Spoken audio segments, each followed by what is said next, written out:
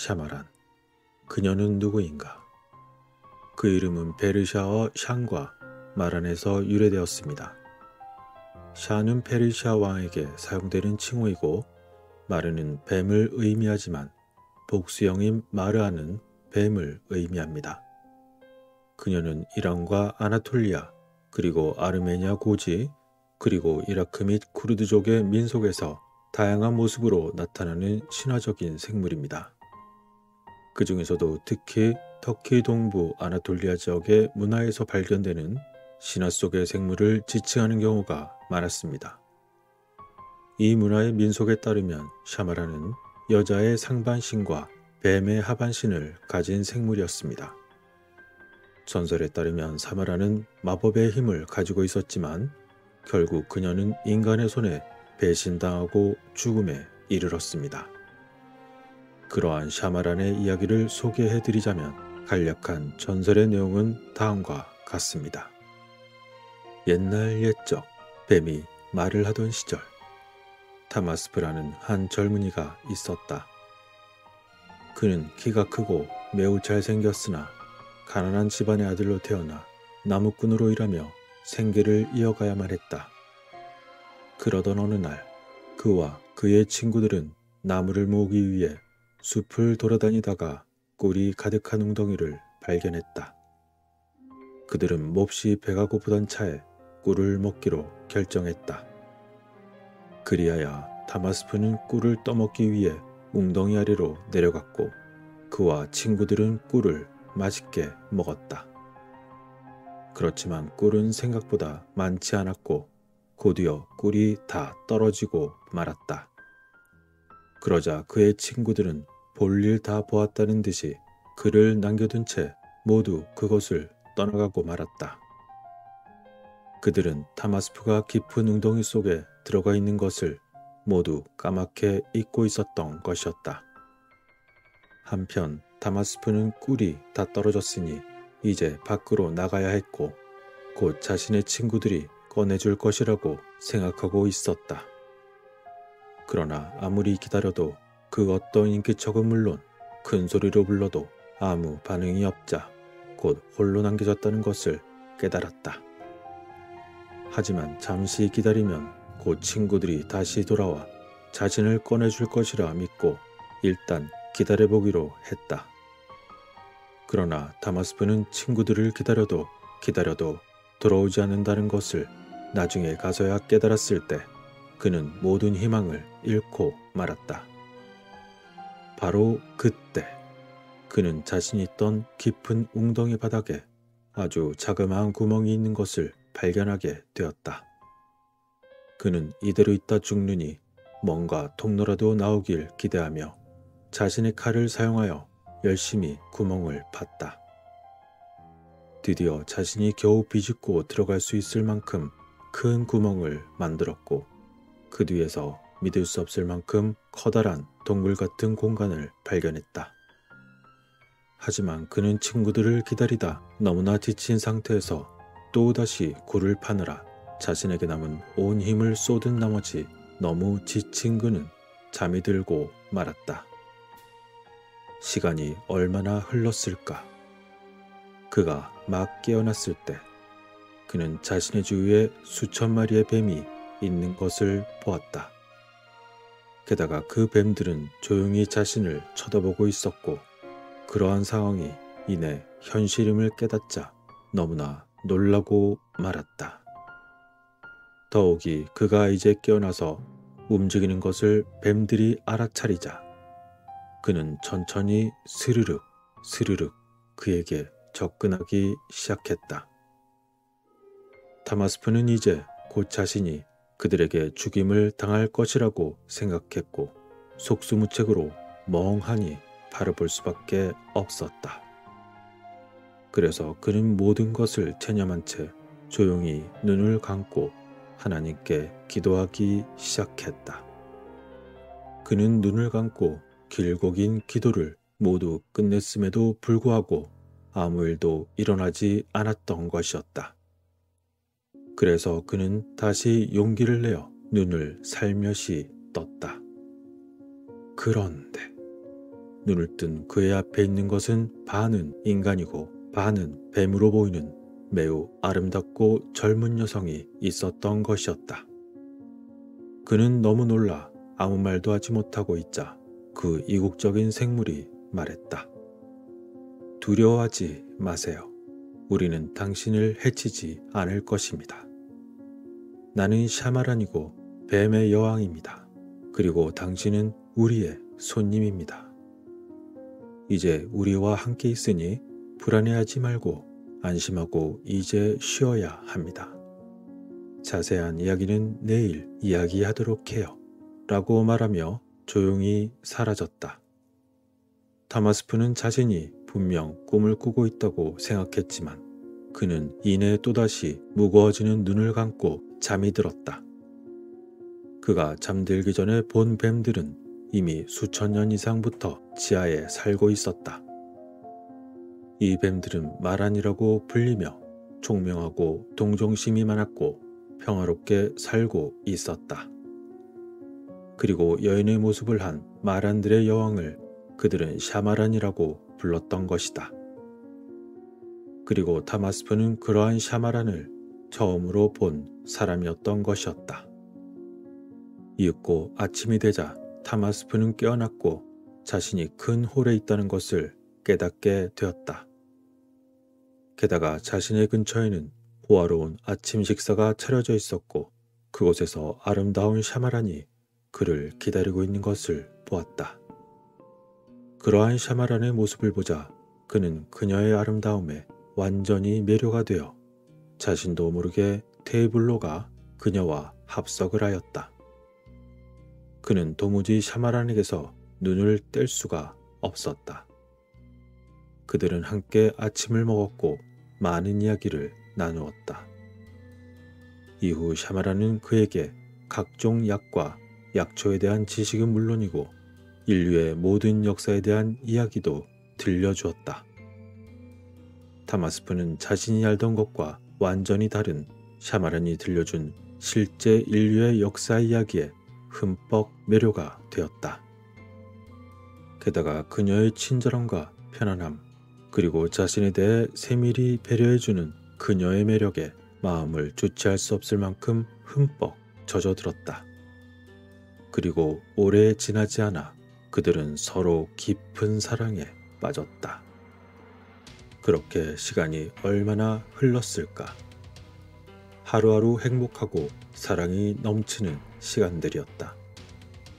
그러나 그처럼 행복함에도 불구하고 타마스프는 점차 가족 걱정에 마음 한구석에서는 여전히 공허함이 남아있었다.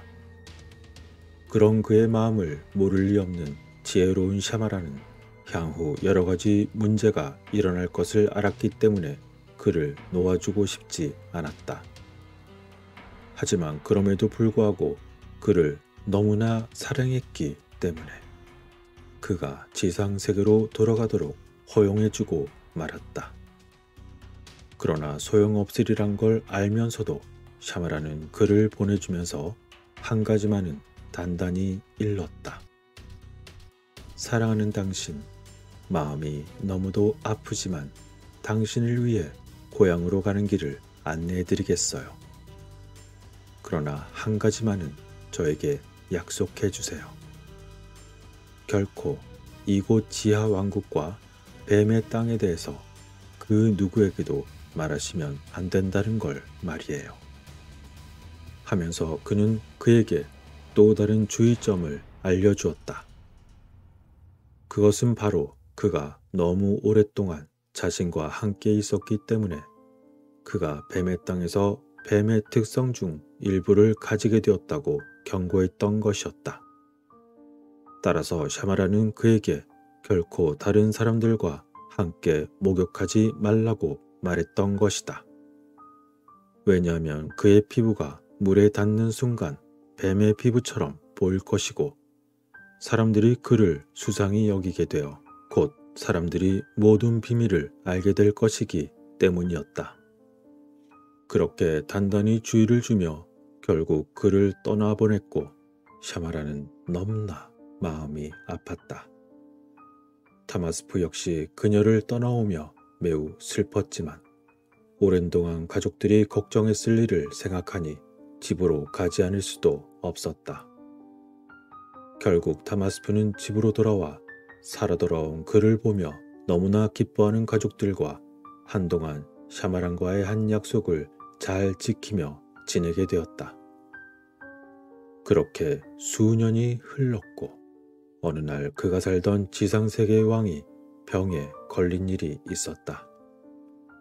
그러자 왕의 담당 의사는 느닷없이 이러한 말을 하였다. 왕의 질병에 대한 유일한 치료법은 샤마란이라는 전설적인 생물의 살을 먹는 것입니다요.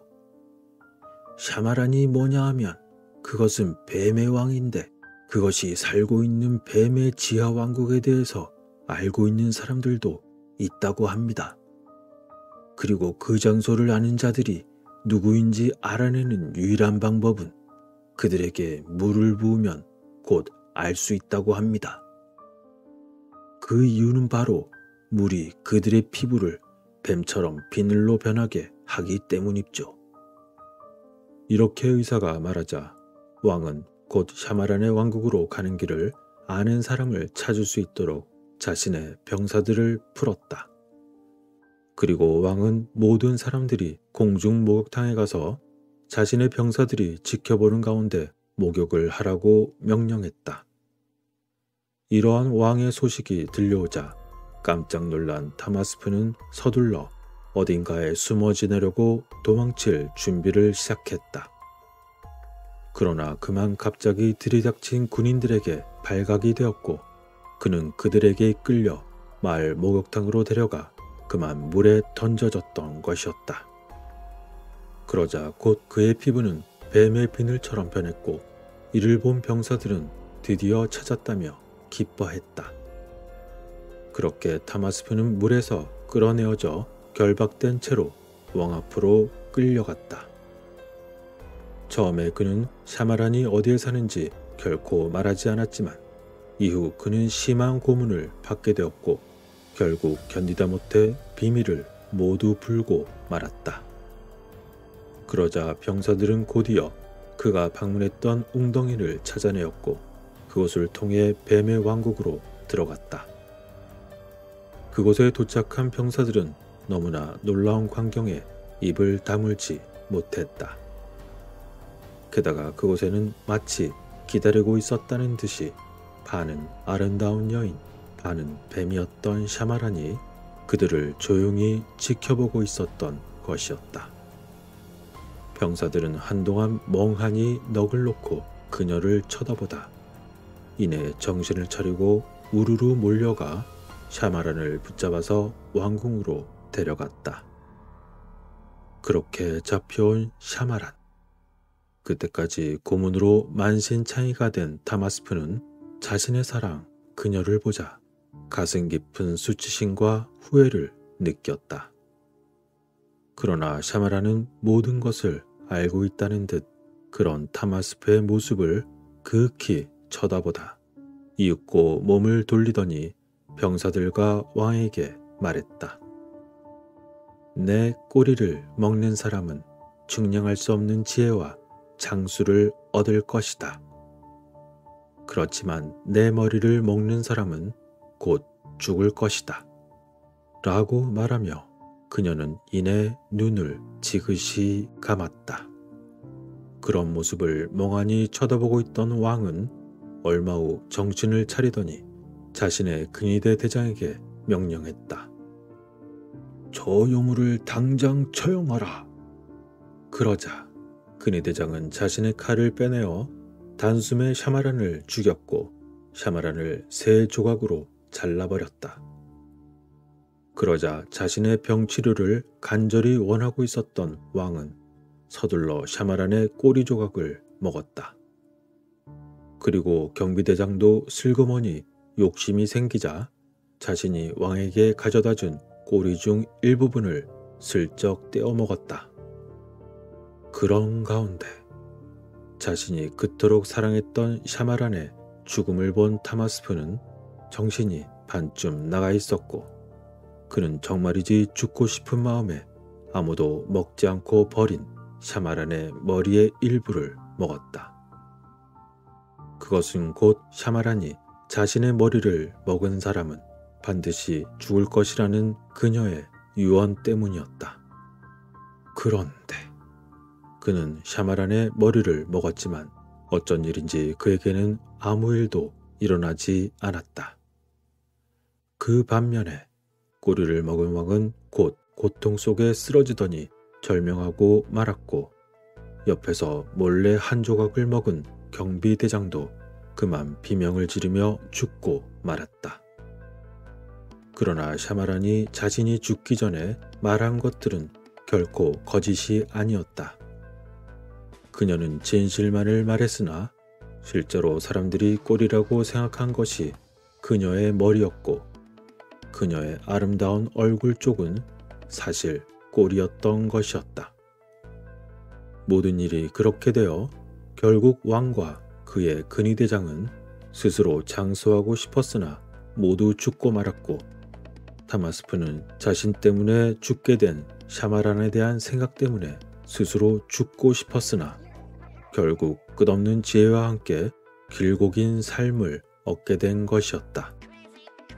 그것 또한 샤마란의 마지막 사랑의 선물이었던 것인가. 그렇게 샤마란의 지혜는 다마스프의 일부가 되었으나 그는 자신의 사랑 샤마란을 잃은 슬픔을 참을 수가 없었다.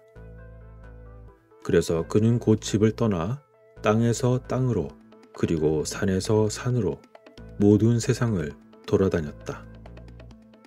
그는 샤마란의 지식으로 사람들을 치료해 주었으며 그녀의 지혜를 사람들에게 전수해 주었다. 그리고 그는 모든 땅에 사는 사람들에게 지혜로운 사람으로 널리 알려지게 되었던 것이다. 하지만 다마스프는 영원히 혼자 땅을 방황하며 샤마란과의 약속을 지키지 못한 자신을 평생 후회하며 살았다. 그리고 한편 모든 땅의 모든 뱀들은 자신의 왕인 샤마란이 어떻게 죽었는지 모두 알고 있었다. 그리고 이로 인해 뱀은 영원히 인간의 치명적인 적이 되었다. 라는 전설이었습니다. 이러한 샤마란의 전설은 그녀가 보호의 능력을 가지고 있다고 믿기 때문에 오늘날에도 여전히 많은 이들에게 악을 쫓는 부적으로 사용되기도 합니다. 예를 들어 그녀의 그림은 집의 벽들에 걸려 있고 일부는 그녀의 이미지가 새겨진 장신구를 착용하고 다니기도 합니다. 샤마란이라는 이름도 이 신화적 생물이 발견되는 다양한 문화에 따라 조금씩 바뀌었습니다. 그리고 샤마란의 전설은 고대로부터 이어져 왔지만 시간이 지남에 따라 그 기원이 점차 알 수 없게 되었습니다. 일부 이야기에서는 다마스프의 고향이 현대 터키의 남동부에 있는 고대 로마의 도시인 마알딘이라고 언급합니다. 따라서 이러한 일부 전설 덕분에 샤마란이 마알딘의 상징으로 채택되기도 했던 것입니다. 세계 많은 곳에서 전해지고 있는 뱀과 인간의 이야기들. 과연 이들의 이야기는 소설에 불과한 전설일까요? 아니면 정말로 지하세계에 존재했던 미지의 존재들에 대한 실제 기록이었을까요?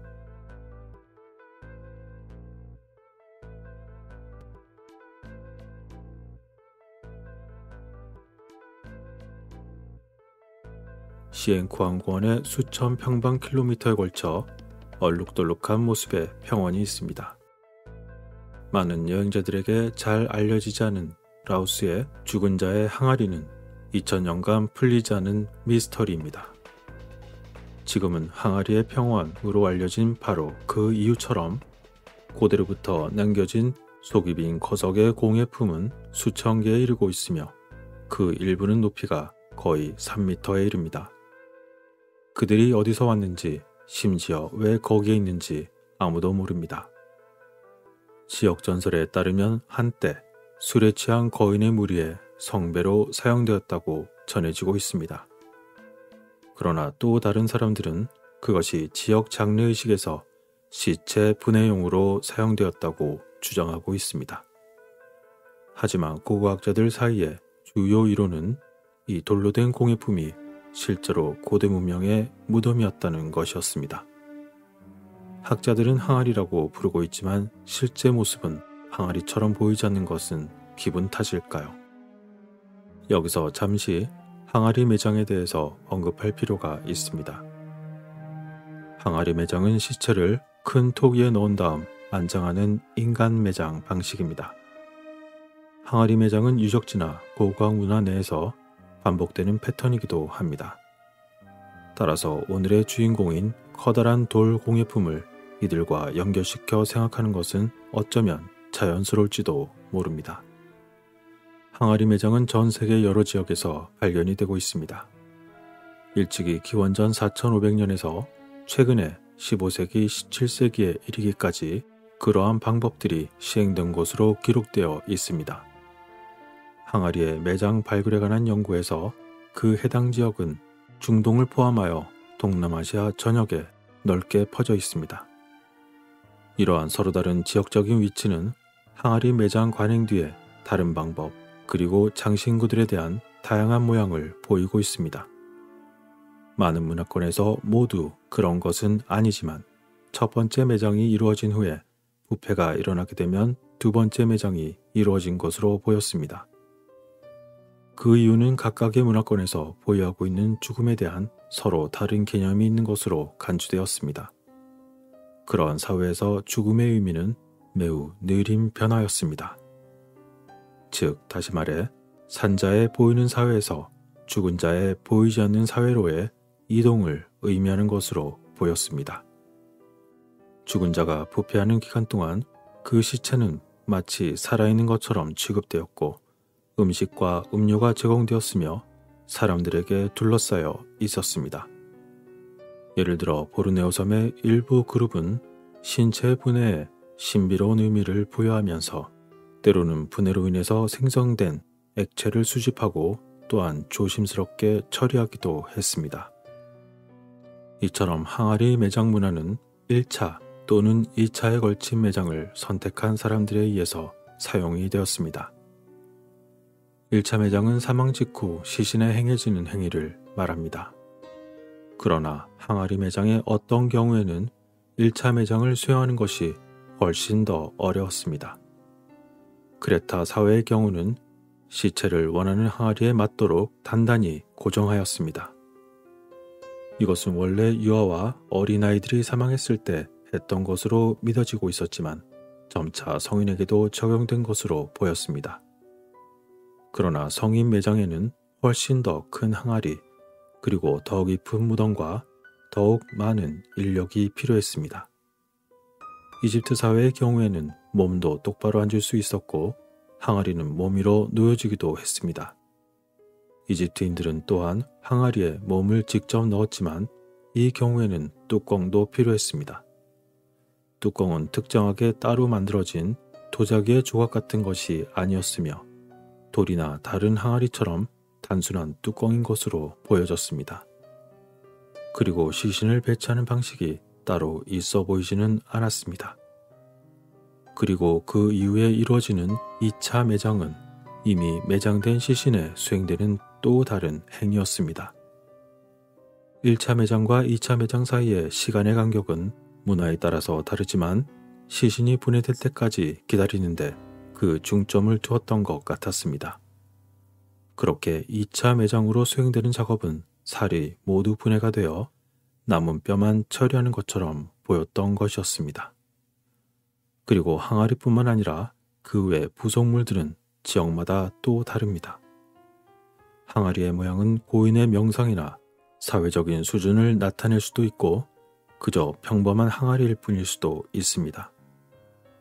장례 제물은 때때로 항아리 안이나 주위에 배치되었고 그 제물을 통해 죽은 자에 대해서 더 많은 정보를 알 수 있기도 합니다. 이러한 항아리를 이용한 매장 방법들이 많은 지역에서 널리 이용된 것으로 보였기 때문에 라오스의 거대한 돌 공예품 또한 항아리 매장의 도구로 보는 경향이 있었던 것입니다. 그런데 라오스에서는 고대로부터 전해오는 거인에 대한 전설이 있었습니다. 그중 하나의 이야기를 해드리자면 다음과 같습니다. 먼 옛날 옛적에 세상이 젊었을 때 큰 지방의 사람들이 멀리서도 보이는 성전을 짓고자 하였다. 그러나 그들의 땅이 낮고 높은 산이 없었기 때문에 언덕을 만들기 위해 극동에 살았던 거인들에게 간청하는 것이 현명하다고 여겼다. 거인들은 기꺼이 그들을 돕기로 동의했다. 그러나 거인들은 물었다. 어째서 너희들은 땅을 파고 그것을 무더기로 쌓아 올리는 수고를 하는 것인가? 하지만 이제 보라. 저 높은 언덕은 이제 우리의 것이 될 것이다. 우리의 강한 팔로 우리는 그중 하나의 꼭대기를 제거하여 당신들에게 가져올 수 있다. 그리고 당신들은 그 위에 아름다운 사원을 세울 수 있으며 모든 사람이 그것을 볼 수 있게 될 것이다. 그러므로 가서 벽돌과 모르타르를 준비하고 필요한 모든 재료를 한 곳으로 가져오라. 대신에 우리는 당신들을 위해서 우리 산 중 하나를 당신들에게 가져올 것이다. 거인들은 그렇게 말하고 산꼭대기를 국동에서 도시 근처 평원으로 가져오기 위해서 길을 떠났다. 그러나 거인들이 그토록 날마다 수고하며 산꼭대기를 먼 곳으로 옮겨주었으나 도움을 요청한 백성들은 도우지 아니하였고 성전에 쓸 재료를 준비하는 일조차 하지 아니하였다. 거인들이 열심히 수고하는 가운데 백성들이 땅에 게으르게 그저 앉아있다는 소식이 거인들에게 전해졌다. 그러자 거인들은 너희들은 와서 우리를 도우거나 재료를 모으라. 그러자 평지의 백성들은 이렇게 말했다. 당신 거인들이 산꼭대기를 우리에게 가져다 주겠다고 제안했다. 당신의 말로 한 약속은 당신의 행동보다 강하다. 하고 사람들이 대답했다. 그들은 저 멀리 산꼭대기를 자신들이 원하는 곳으로 거인들이 가져오도록 노동을 시키려는 생각으로 이렇게 말했던 것이다. 그러자 거인들은 말했다. 우리는 당신들을 돕겠다고 제안했지만 당신들은 우리가 모든 일을 하는 동안 앉아서 지켜보고만 있다. 당신들이 스스로의 몫을 다했다면 우리는 우리의 몫을 했을 것이다. 이제 남은 것은 당신들은 수고해야 할 것이고 우리는 우리의 높은 산에서 당신들을 보며 웃을 것이다. 그리하여 거인들은 일을 그만두고 자신들의 집을 찾아 떠났다. 어쩔 수 없이 평원의 사람들은 지쳐 쓰러질 때까지 땅을 파고 작은 짐을 싣고 한 곳으로 옮겨 언덕을 쌓아보려고 하였다. 그러나 슬프게도 그들은 산이 보이는 동쪽을 바라볼 수밖에 없었다.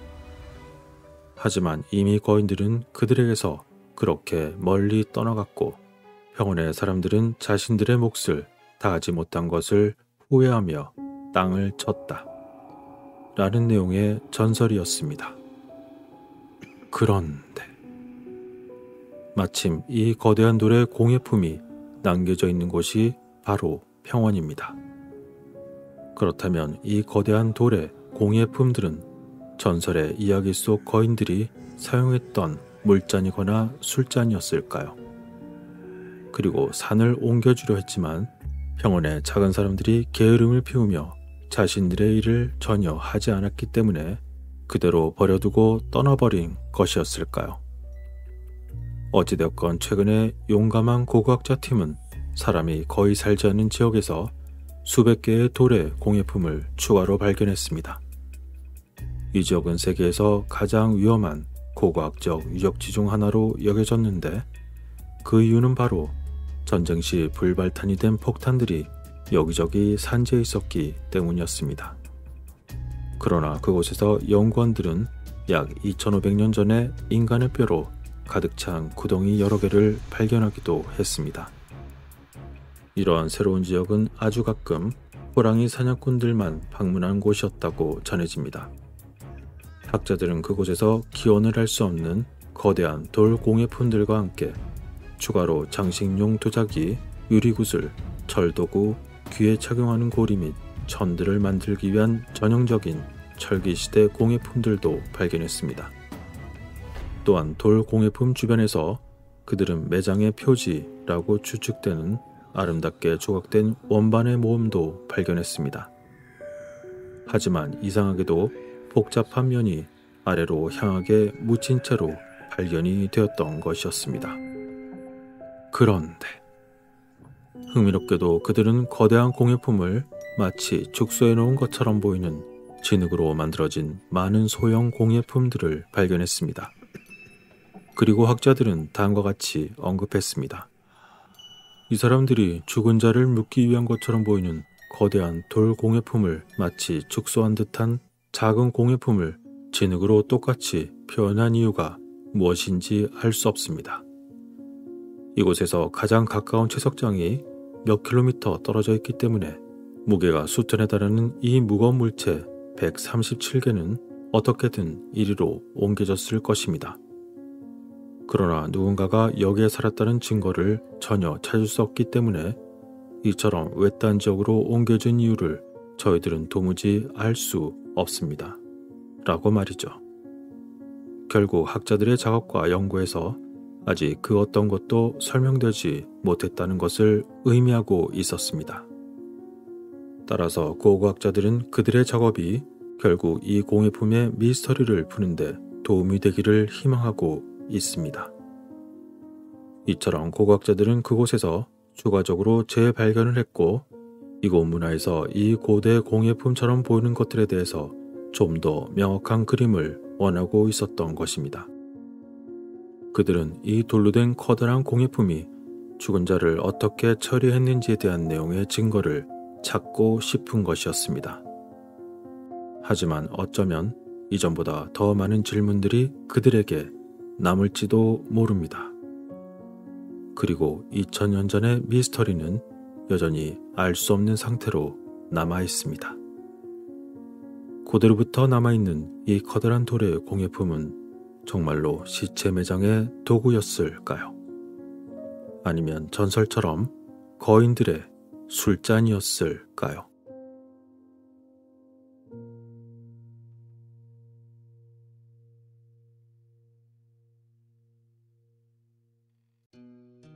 전설, 그것은 지역에서 옛날부터 전해 내려오는 오래된 이야기를 말합니다.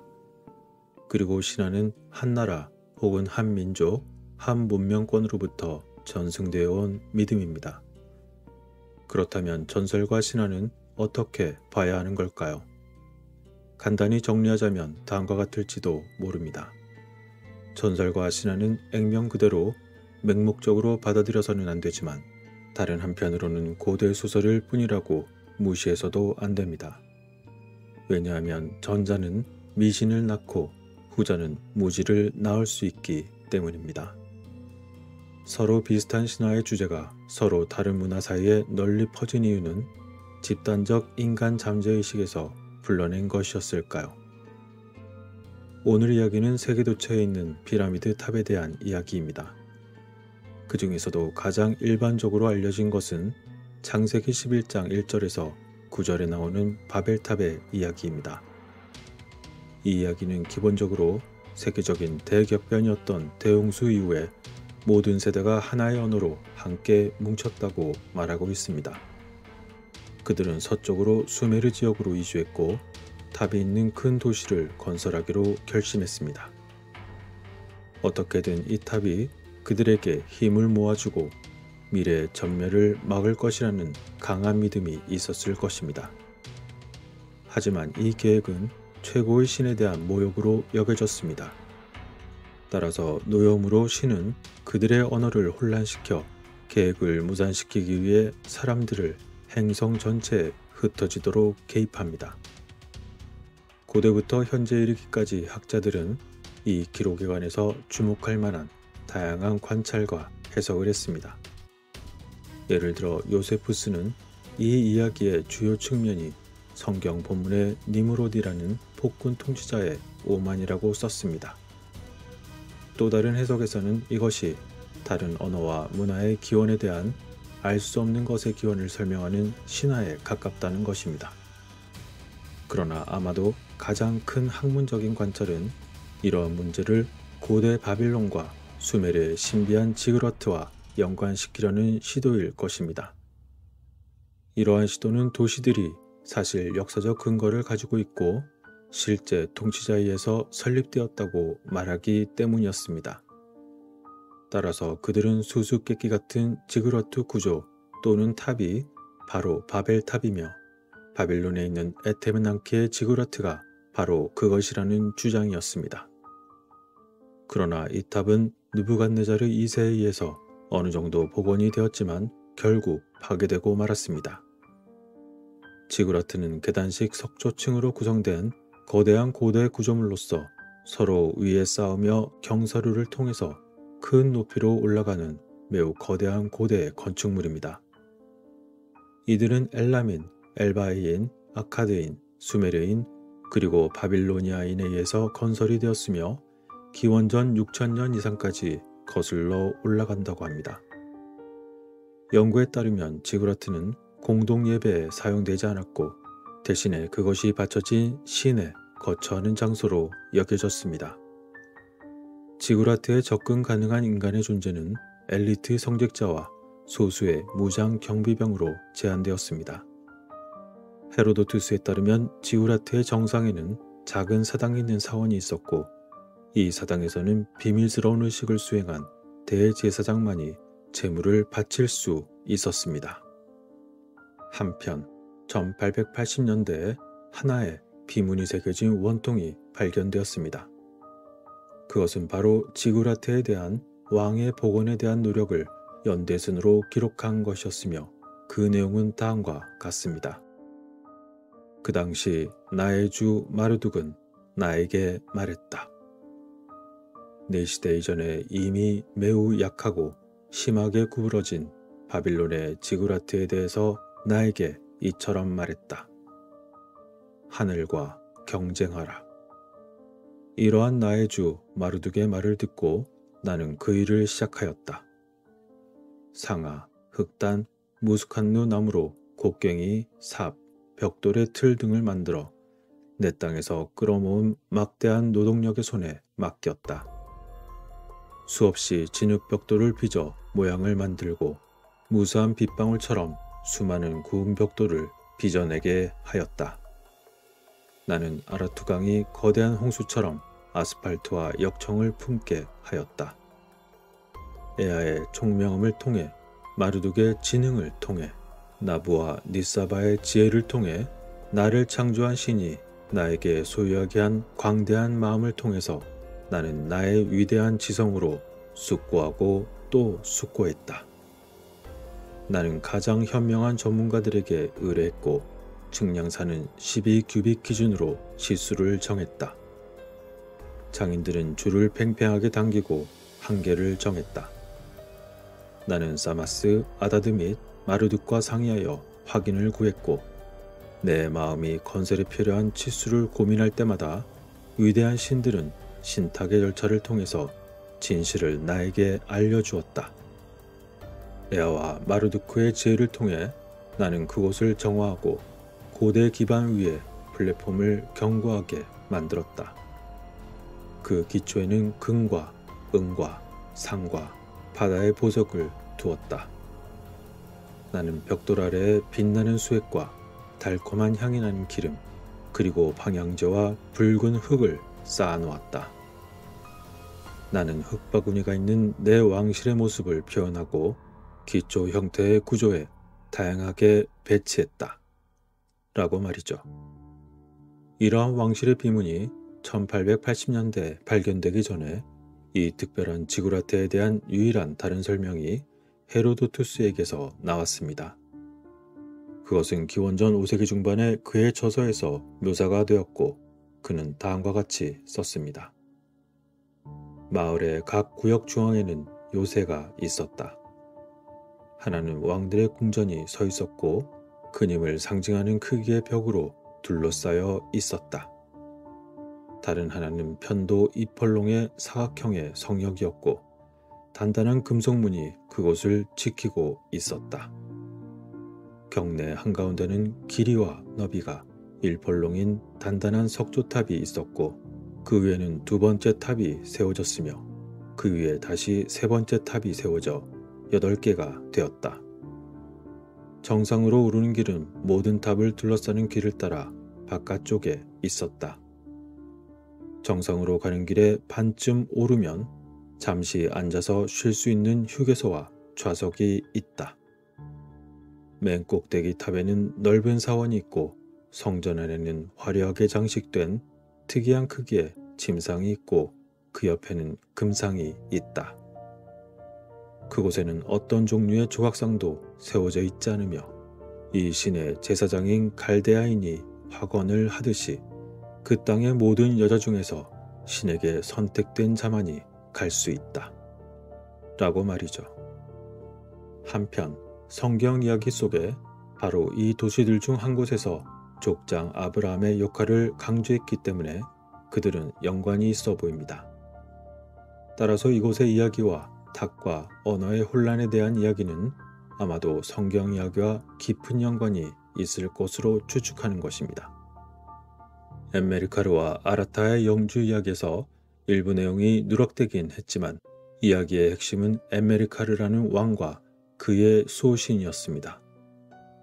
그는 소신으로부터 더 많은 지구라트와 성소를 위해서 이웃의 왕국을 정복하고 막대한 양의 광물에 대한 공물을 요구하라는 지시를 받았다는 것이었습니다.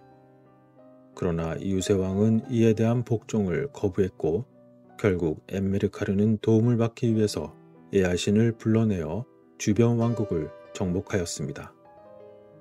그리고 에아신을 부르는 주문은 다음과 같습니다. 풍요와 확고한 결정의 주인 엔키, 현명하고 지식이 풍부한 땅의 주인, 지혜를 위해 선택된 신들 중에 전문가이자 에리두의 주인 엔키. 그는 그가 배치한 모든 사람의 입에서 말을 바꿀 것이며 거기에 사람의 말은 참으로 하나이다. 라고 말이죠. 과연 전 세계의 비슷한 신화가 실제로 역사상 같은 사건에 대한 이야기였을까요? 이제 여기서 멕시코의 촐룰라 대피라미드가 원래 어떻게 생겼는지에 대한 또 다른 이야기가 있습니다. 아메리카 원주민 체로키족은 수메르 신화와 많은 유사한 요소를 포함하는 구전 전통을 가지고 있습니다. 그 내용은 다음과 같이 전하고 있었습니다. 우리가 큰 물 너머에 살았을 때 체로키 부족에는 12개의 시족이 있었다. 그리고 우리가 살던 옛날 나라는 대홍수를 겪었다. 그래서 시간이 흐르면서 우리는 협의회를 열었고 하늘에 닿는 창고를 짓기로 결정했다. 체로키족은 집을 짓고 홍수가 나면 부족은 땅을 떠나 천국으로 갈 것이라고 말했다. 그리고 부족은 거대한 구조물을 짓기 시작하였고 그것이 가장 높은 하늘 중 하나로 우뚝 솟았다.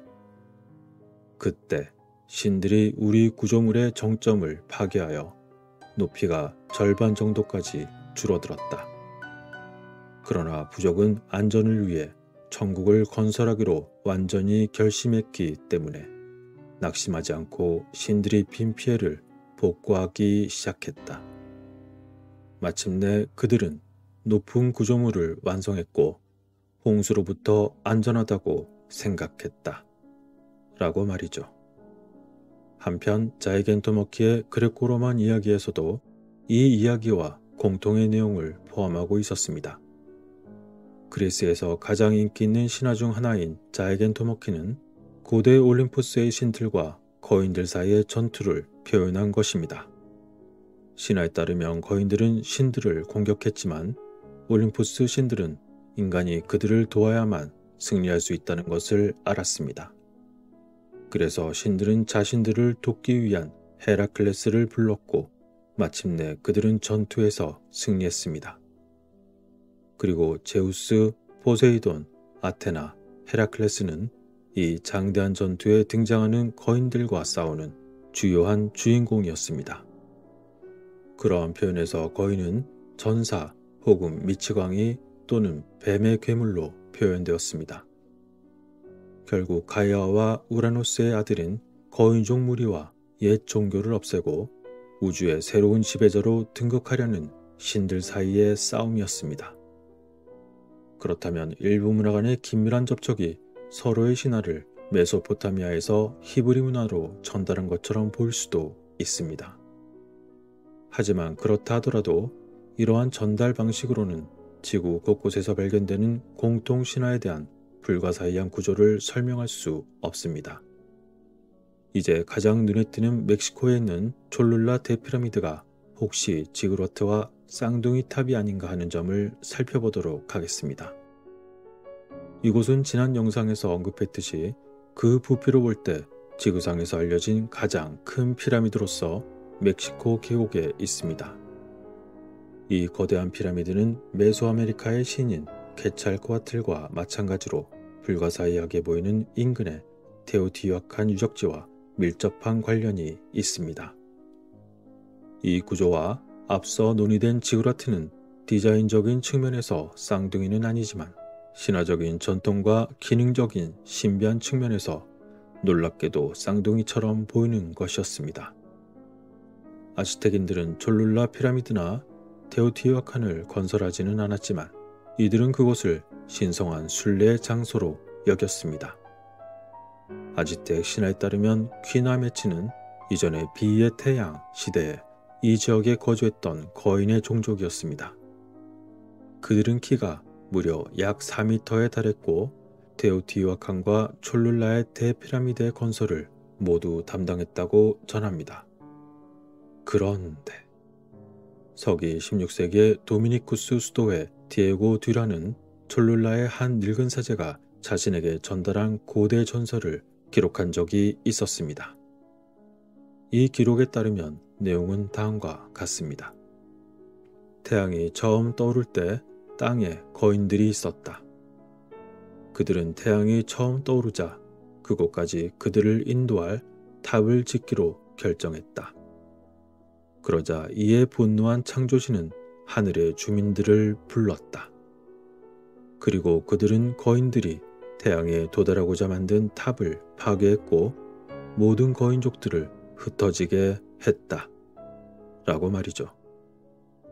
여기서 또 다른 아즈텍의 신화는 다음과 같이 전하고 있습니다.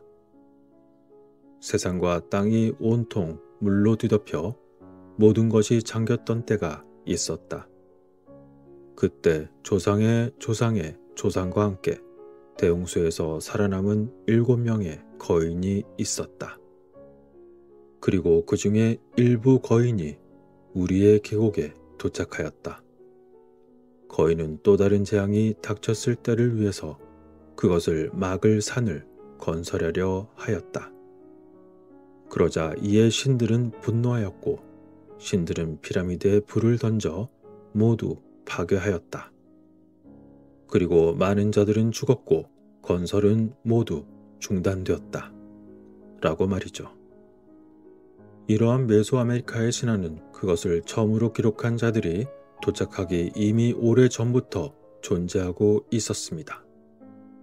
촐룰라라는 단어 자체는 피난처라는 의미의 나와틀의 단어 촐롤란에서 유래했습니다. 그리고 테오티후아칸이라는 단어 자체는 인간이 신이 되는 곳을 의미합니다. 그리고 또한 테오티후아칸과 촐롤라가 관련된 또 다른 이야기에서는 케차코알틀에 대한 의미심장한 내용을 담고 있었습니다. 그 내용은 다음과 같이 전합니다. 케찰코알틀이 얼마 동안 지구에 살았던 이후 금욕의 제사장의 여동생과 술에 취했다. 그리고 그는 그녀와 교미를 했고 자신의 신성한 의무를 소홀히 하였다. 그러자 다음날 그의 부하들은 그의 주변에 대한 돌상자를 세웠다. 그리고 개철까틀은 그녀의 가슴에 머리를 묻은 채 누워 있었고 돌상자 안에서 옥으로 완전히 덮인 채 불타고 있었다. 그리고 그의 유골과 마음은 하늘로 올라가 새벽별이 되었다. 라고 말이죠. 이것이 왜 의미심장하냐 하면 그리스 신화에서 거인들은 산 위에 산을 쌓아서 올림푸스, 즉 문자 그대로 하늘을 의미하는 곳을 보유하려고 했습니다. 그리고 피라미드라는 단어 자체의 어원은 피르는 불을, 라는 별을, 그리고 믿는 마음을 의미하고 있었습니다. 이러한 어원적인 연결성은 이미 고대로부터 수천 년 동안 존재했었기 때문에 서로 멀리 떨어져 있는 이들의 이야기가 흥미로운 것입니다. 성서에 나오는 메소포타미아의 오아시스 모래에서 저 멀리 멕시코의 화산 계곡에 이르기까지 신화는 지속되어 왔습니다. 그 중에서도 피라미드와 관련된 마치 걸과 같은 모습들은 오랜 세월 수많은 이야기를 남겼습니다. 그러나 그들 사이에는 광활한 바다가 있었고 서로 고립되어 있었지만 분산된 상태로 바벨탑이나 촐룰라의 피라미드 같은 건물을 만들었던 것이었습니다. 이처럼 서로 다른 문화에 의해서 지어진 지그라트의 이야기는 매우 많았으며 심지어는 서로 쌍둥이 건물처럼 여겨져 인류 역사의 기존의 정서를 무색하게 하고 있었습니다. 그리고 이러한 이야기는 몇 가지 공통점이 있습니다. 기분이 몹시 상한 신, 그리고 언어의 증가와 함께 세계적인 대홍수로 인해서 불분명해지고 복잡해진 고대의 이야기들입니다. 이러한 측면은 마치 모두가 해독되기를 기다리는 거대한 지구 행성의 퍼즐 조각인 것처럼 서로 얽혀있는 것이었습니다. 그리고 이 모든 이야기는 신비한 수수께끼처럼 보입니다. 게다가 세계의 피라미드들은 학계에서 추정하는 것과는 달리 실제 그 의미와 기능이 여전히 알려지지 않고 있습니다. 그것은 오래전 누군가가 고대 선사시대의 어둡고 먼 시점에서 알려지지 않은 목적과 방법을 사용하여 건설했던 것입니다. 과연 그들은 누구였으며 그 진정한 목적은 무엇이었을까요? 늘 그렇듯 모든 판단은 여러분들의 몫입니다.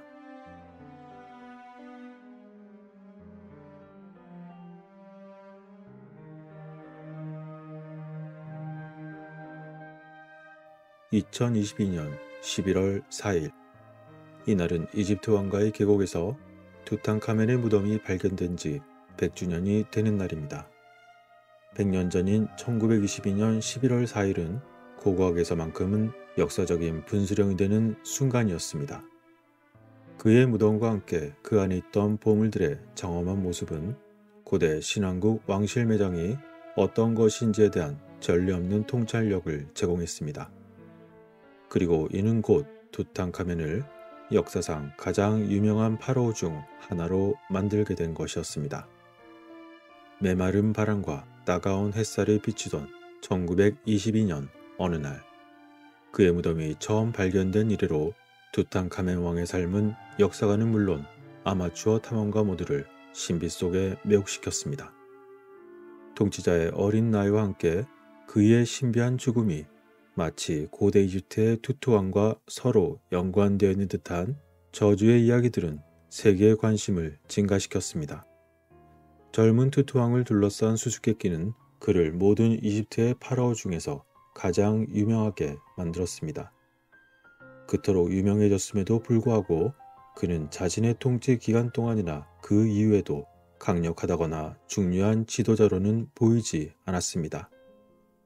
겨우 9년 동안 파라오로 지냈던 어린 소년이 어떻게 이집트 왕실의 아이콘이 되었던 것일까요?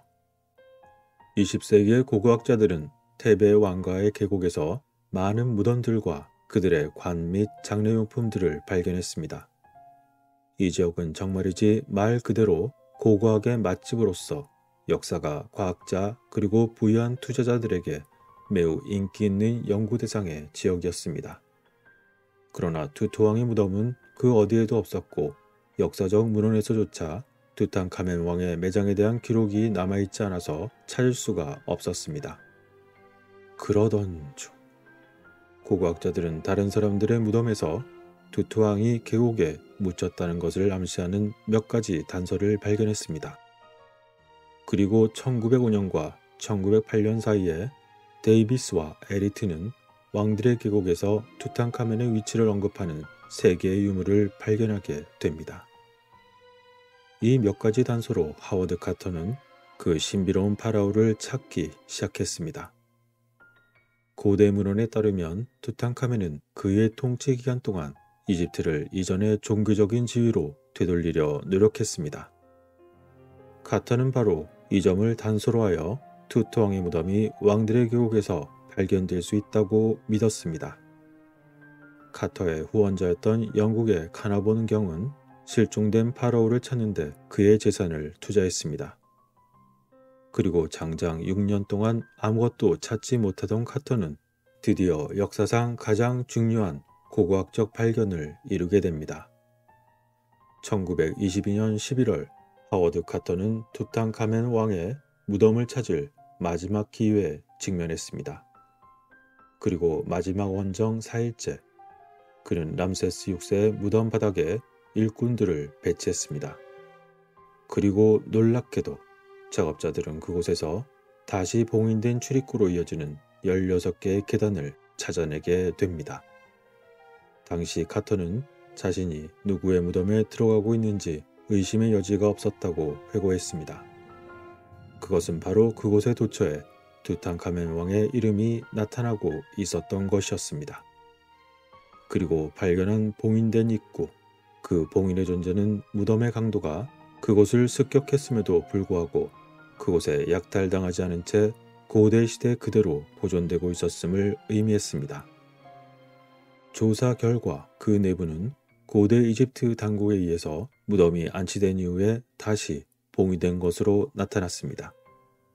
따라서 그의 무덤은 무려 수천 년 동안이나 사람의 손이 닿지 않은 것처럼 보였습니다. 카터와 그의 팀은 흥분을 뒤로한 채 이전에는 결코 볼 수 없었던 많은 양의 보물들을 지나 무덤과 이어진 부속실에 들어갔습니다. 그리고 그곳에는 투탕카멘 왕의 실물 크기의 나무 조각상 2개가 매장실을 지키고 있었습니다. 그리고 그들은 방 안에서 현대 이집트 학자들이 발견한 것들에 비해서 훨씬 온전하게 되어 있는 최초의 왕실 매장이라는 역사를 쓰게 된 것이었습니다. 마치 둥지를 튼 인형처럼 네케퍼러 투탕카멘의 미라는 금박을 입힌 장례식 사당 안에 놓여 있었습니다. 이 신사는 석관을 보호했고 석관 내부에는 3개의 관이 있었습니다. 바깥쪽 2개는 금으로 만들어졌고 안쪽도 금으로 만들었습니다. 그리고 그 안에는 투트왕의 미라가 보석과 부적 그리고 금으로 만든 멋진 죽음의 가면으로 덮여 있었습니다. 무게가 약 10kg가 조금 넘는 이 죽음의 가면은 투탕카멘을 신으로 묘사합니다. 그는 이집트 통치의 상징과 네메스의 머리 장식 그리고 파라오를 오시리스와 연관시키는 수염으로서 신의 지위를 강조했고 가면은 터키석과 청금석으로 장식되어 있었습니다. 또한 신과 여신들과 고대 이집트인들이 사후세계로의 여행에서 지도로 사용한 죽은 자의 서의 한 부분도 있었습니다.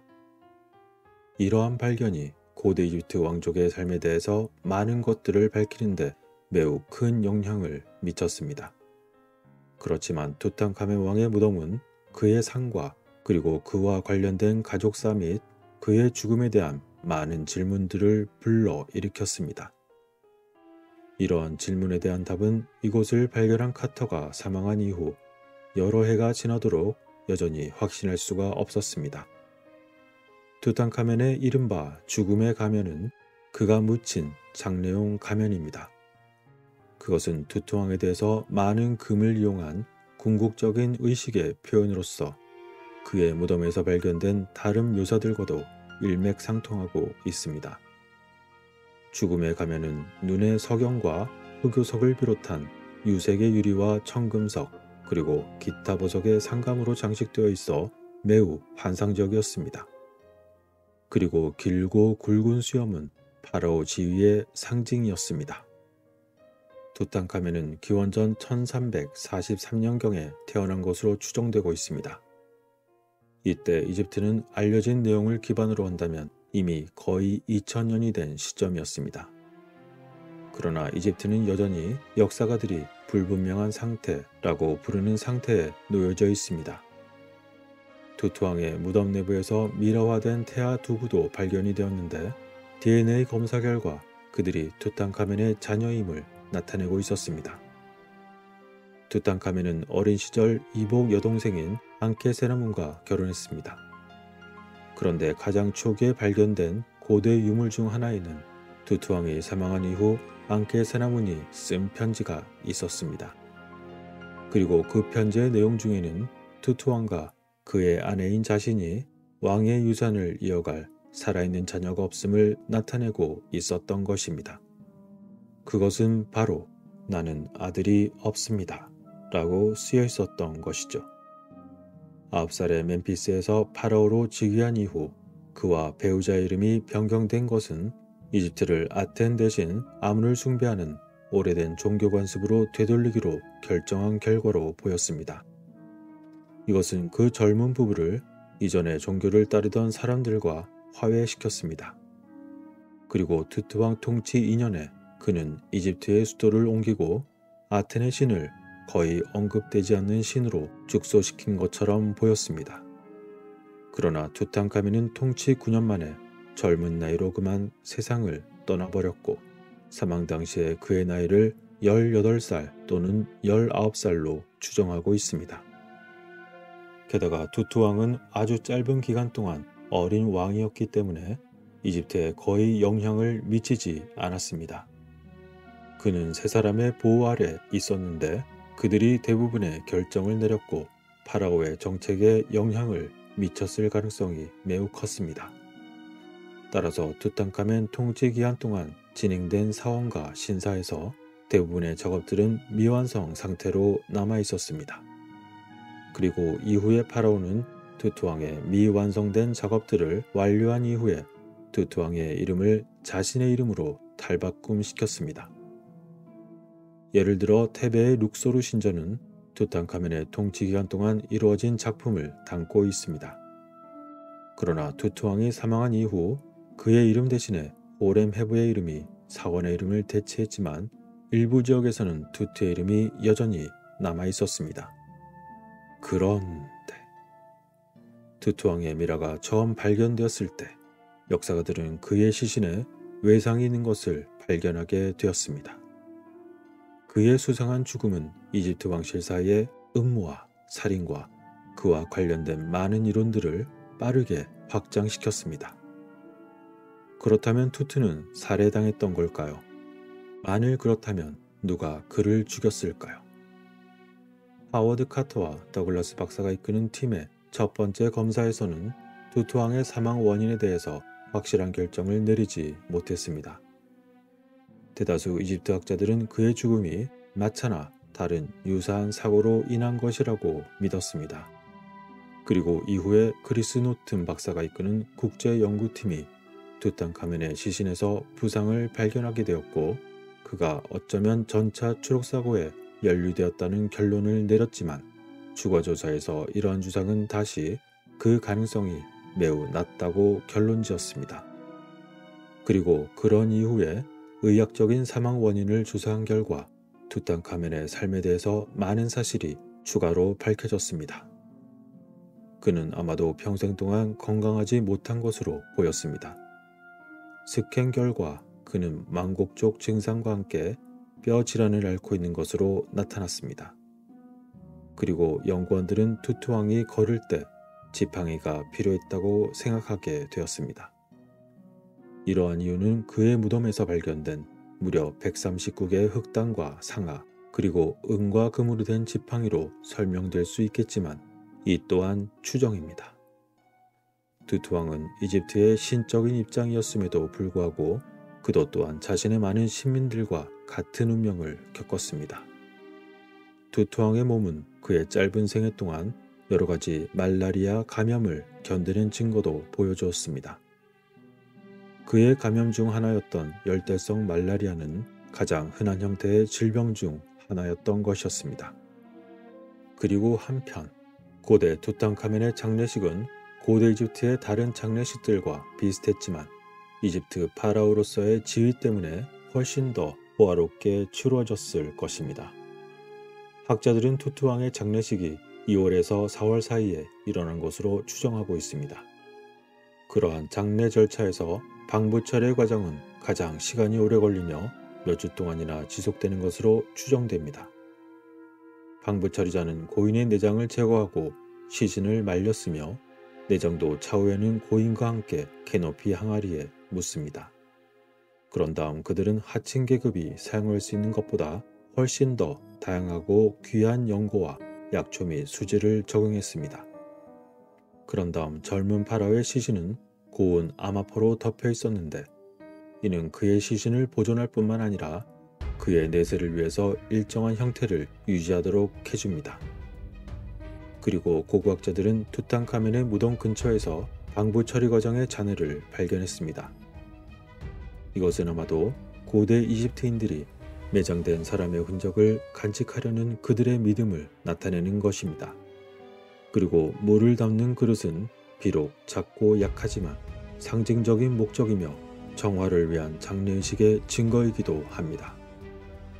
무덤은 또한 음식과 음료의 제물을 담았던 다양한 접시와 그릇들을 보관했고 이것은 파라오와 함께 묻혔기 때문에 사후 세계에서 사용될 것들이었습니다. 그리고 투투왕의 장례식에는 벽화와 병거 그리고 사후 생활을 위한 일상용품과 화려한 금과 보석 등으로 그의 무덤을 화려하게 장식했습니다. 또한 올리브 가지와 파란색 국화와 같은 장식 목적으로 사용되는 식물의 흔적이 매우 잘 보존되어 있습니다. 방대한 수의 투투왕의 매장품들은 그 보물의 양과 크기에 비해서 다른 왕의 매장실보다 매우 작은 방에서 빠르게 이루어진 것으로 보였습니다. 투투왕의 무덤은 높이가 3.7m, 그리고 너비가 7.8m, 길이가 31m에 불과했습니다. 그러나 그 안에는 무려 3,000개가 넘는 개별 품목이 있었으며 대부분은 순금으로 되어 있었습니다. 따라서 그곳의 대기실은 완전히 정신없을 정도로 많은 물건들이 쌓여 있었고 금빛 가구와 해체된 마차들도 그 지역에 쌓여 있었습니다. 그리고 별관에는 더 많은 가구들과 기름, 그리고 향유와 음식, 포도주가 담긴 항아리가 들어 있었습니다. 그리고 매장실에는 투투왕의 관과 함께 그 유명한 죽음의 마스크에 황금충도 포함되었습니다. 또한 아누비스 신의 동상이 지키고 있는 금고실에는 보석으로 장식된 상자와 호화로운 보석들, 그리고 모형 보트 및 투투왕의 내장 항아리가 있는 황금 신전이 있었습니다. 게다가 역사가들은 고대 당시에 이집트의 성직자들이 벽에 페인트가 채 마르기도 전에 투탕카멘을 무덤에 묻었다고 믿습니다. 그 이유는 바로 무덤에서 발견된 미생물은 무덤이 세상으로부터 봉인되었을 바로 그때 페인트가 여전히 젖어 있음을 나타내는 것이었기 때문이었습니다. 그리고 무덤의 작품에 있는 검은 반점은 미생물 성장의 결과이며 현재는 독특한 특징으로서 간주되고 있습니다. 이처럼 정상적이지 않은 매우 작은 무덤의 방과 빠른 매장의 흔적들은 여러가지 혼란스러운 상태였음을 설명하고 있습니다. 아마도 후임자는 이집트의 통치를 원활하게 이어받기 위해 그의 장례를 서둘렀을 가능성이 컸을지도 모릅니다. 그리고 한편 이러한 미스터리한 상황들과 왕의 죽음, 그리고 추측 가능한 여러 동기에도 불구하고 투탕카멘의 당시 주변인들은 그가 일찍 죽는 것을 원하지 않았을지도 모릅니다. 그는 그의 아내와 함께 통치왕조의 마지막이었습니다. 건강과 장수를 관리하던 투투왕의 고문은 잘 알려지지 않은 가정에서 온 자였습니다. 따라서 그는 배경이 없었기 때문에 왕실을 통해서만 권력을 잡을 수 있었고, 그러한 왕의 고문은 투투왕이 일찍 죽을까봐 아마 걱정했을 것입니다. 따라서 그들은 아마도 왕실 부부를 보호하면서 그들이 해를 당하지 않도록 최선의 노력을 했을 것입니다. 그러나 결국 투투왕의 아내는 왕이 죽은 이후 위태로운 처지에 놓였습니다. 그녀는 아케나텐 가족의 마지막 생존자였으며 이집트의 통치자로서 홀로 남았습니다. 그러나 그녀는 젊었으며 야심찬 노인들에게 둘러싸여 있었던 것이었죠. 그녀의 남겨진 편지에는 그녀가 해족속의 왕에게 연락하여 남편의 유산과 왕자의 자리를 지키려고 노력했음이 나와 있었습니다. 어찌되었건 잘생겼었는지는 모르지만 고대 젊은 이집트의 왕이 살인마의 손에 비극적으로 죽음을 당한다는 상상력과 함께 그의 무덤이 발견된 이후 일련의 여러 사건들이 결합되면서 투투왕의 저주받은 무덤에 대한 대중적인 전설들이 만들어졌습니다. 역사가들은 저주가 여러 번 발생했다고 상상 속에 폭로를 했고, 대중문화에서도 투투왕의 무덤과 접촉하는 사람들은 모두 죽을 것이라고 주장했습니다. 이러한 저주의 이야기들은 무덤이 발견된 지 5개월 후에 하워드 카터의 후원자인 카나본 경이 사망하면서 본격적으로 시작되었습니다. 그러나 카나본 경은 의학적인 검사에서 모기에 물린 결과로 인해서 감염이 발생하여 사망했다는 것이었습니다. 그러나 카나본 경이 사망한 바로 그 순간 카이로의 모든 불이 꺼졌다는 이야기가 널리 퍼지기도 했었습니다. 그리고 또 다른 이야기에 따르면 영국에서 카나본 경이 사랑했던 사냥개가 자신의 주인이 죽음에 이르자 그와 동시에 울부짖다 그만 쓰러져 죽었다는 이야기가 널리 퍼지기도 했었습니다. 역사가들은 이러한 저주에 관련한 소문의 근원들이 한 고고학자의 논평과 함께 무덤 발굴을 취재하던 언론인이 바로 그 주범이라고 믿고 있습니다. 어찌되었건 이제는 여러분들도 짐작을 하시듯 고대에 있어서 미라는 저주가 아니라 마법적이고 치유적인 것으로 여기고 있었을 것입니다. 그러나 투투왕은 어째서 그토록 어린 나이에 사라져야만 했으며 그의 무덤은 어째서 그토록 급하게 비정상적으로 처리되어야 했던 것일까요? 그리고 과연 저주가 24명의 사람들의 죽음과 연관되어 있었거나 또 다른 음모가 존재했던 것이었을까요? 하나의 현상에는 상상 이상의 많은 조각들이 필요합니다. 그것을 하나의 그림으로 완성하는 것은 누군가의 판정이나 주장이 아닌 많은 조각들을 직접 찾아낼 여러분들 자신의 선택의 몫입니다.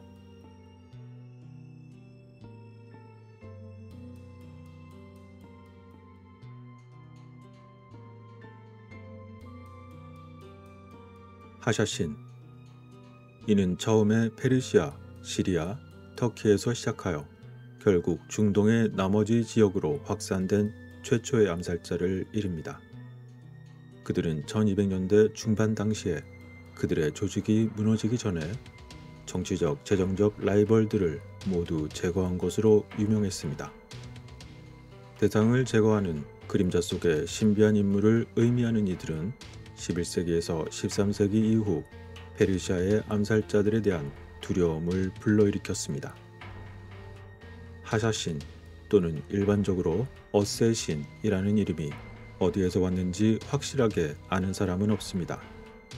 가장 일반적으로 주장되는 이론은 이 단어가 하시시의 사용자를 의미하는데, 여기서 하시시는 일종의 대마초를 의미하기 때문에 따라서 이를 사용하던 사람들에게 유래했다고 주장하기도 합니다. 게다가 마르코 폴로를 비롯한 기술가들은 사바의 추종자들이 마약에 취한 상태에서 정치적인 살인을 저질렀다고 주장하면서 경멸적인 표현으로 쓴 것이었습니다. 하지만 당시 엄격한 그들의 규율을 생각한다면 그들이 개인적으로 마약 복용에 빠졌을 가능성은 매우 낮습니다. 특히 비밀 기록 보관소에서 페르시아 암살자와 관련하여 대마초 하시시에 대한 언급이 없었습니다. 그러나 이 어원은 그 기원을 설명하려 애쓰다 보니 이름이 만들어진 이후에 어거지로 붙여졌을 수도 있습니다. 하지만 좀 더 설득력 있는 설명이 있다면 시끄러운 사람들 또는 말썽꾸러기를 의미하는 이집트 아랍 단어 하샤셴일 것입니다. 어쨌건 하샤신의 전설에 관한 것만큼 중세시대의 중동 지도자의 마음에 두려움을 불러일으켰던 것은 없었습니다. 한때 마르코폴로가 산의 노인이라고 불렀던 하사니 사바는 11세기 후반 니자리 이스마일리스 교단의 지도자였습니다. 이들은 산악 요새들을 만들고 페르시아의 수니파 셀주크 권위에 위협을 가했던 악명 높은 하샤신들이었습니다. 하샤신은 그들만의 고도로 숙련된 암살 훈련을 통해 상대를 제거하는 방식으로 가장 유명해졌습니다. 이러한 하샤신에 대한 많은 이야기들이 있지만 사실과 허구를 구분하는 것은 다소 어렵습니다. 그 이유는 우선 이들에 관한 많은 역사적 증거에 대한 출처가 유럽 또는 그들에게 적대적인 사람들로부터 나왔기 때문이었습니다. 암살자들의 기록은 1256년 그들의 요새가 함락되었을 때 당시 모두 파괴되었으므로 그들의 관점에서 본 그들 역사에 대한 원본 자료가 없습니다. 그러나 여러 정황으로 볼 때 인간 사냥꾼이 사냥을 시작했던 하샤신의 이야기는 서기 632년에 발생한 이슬람의 분열의 시기로 거슬러 올라갑니다. 당시 무슬림들은 예언자 무함마드의 뒤를 이을 지도자를 놓고 서로 논쟁을 벼렸었고 이로 인해 시아파와 수니파 사이에 분열이 생겼습니다. 그러나 우리는 암살자들이 시아파 이슬람의 이스마엘 분파라는 것을 여러 가지 측면들을 고려할 때 매우 적절할 것이라고 짐작하고 있습니다. 하샤신의 설립자는 앞서 잠시 언급한 하사니 사바라고 불리는 교단의 지도자였고 그는 자신의 추종자들과 함께 알라무트의 성에 잠입하여 1090년에 왕을 축출했습니다. 이 산꼭대기 요새에서 사바와 그의 충실한 추종자들은 요새를 구축하고 당시 페르시아를 지배했던 수니파 이슬람교도에 도전했습니다. 그들의 적대적인 통치자 그리고 성직자 관료들을 제거하기 위해서 암살자들은 목표물의 언어와 문화를 매우 주의 깊게 연구하기도 했습니다. 그런 다음 공작원들은 의도적으로 대상자의 근무지나 그들 내부 모임에 잠입하였고 때로는 그들의 고문이나 하인으로 수년간 동안 봉사하며 절호의 기회를 누렸습니다. 그리고 적절한 순간이 포착이 되면 암살자는 기습적인 공격으로 단검 등을 이용하여 술탄이나 고관 또는 물라를 단칼에 제거했던 것이었습니다. 암살자들은 일반적으로 그런 암살을 저지른 직후 자신들 스스로 자결한 이후에 그들이 영원한 낙원에서 살 것을 신들에게 미리 약속을 받았기 때문에 그들 행동에는 망설임이 없었습니다. 그 결과 중동 전역에 퍼져있는 그들의 제거 대상이 될 만한 자들은 이런 하샤신에 의한 장기적 또는 단기적인 기습 공격을 매우 두려워하게 되었습니다. 따라서 만일의 경우를 대비하여 죽음을 면하기 위해서 두려움에 떨던 많은 대상자들이 자신의 옷 아래에 가벼운 갑옷을 껴입기도 했었던 것이죠. 대부분의 경우 암살자들에 의한 희생자는 셀주크 트루크나 그들의 동맹이 그 대상이었습니다. 첫 번째이자 가장 잘 알려진 사람은 페르시아인 니잠 알무크로서 셀주크 궁정의 고관을 역임했습니다.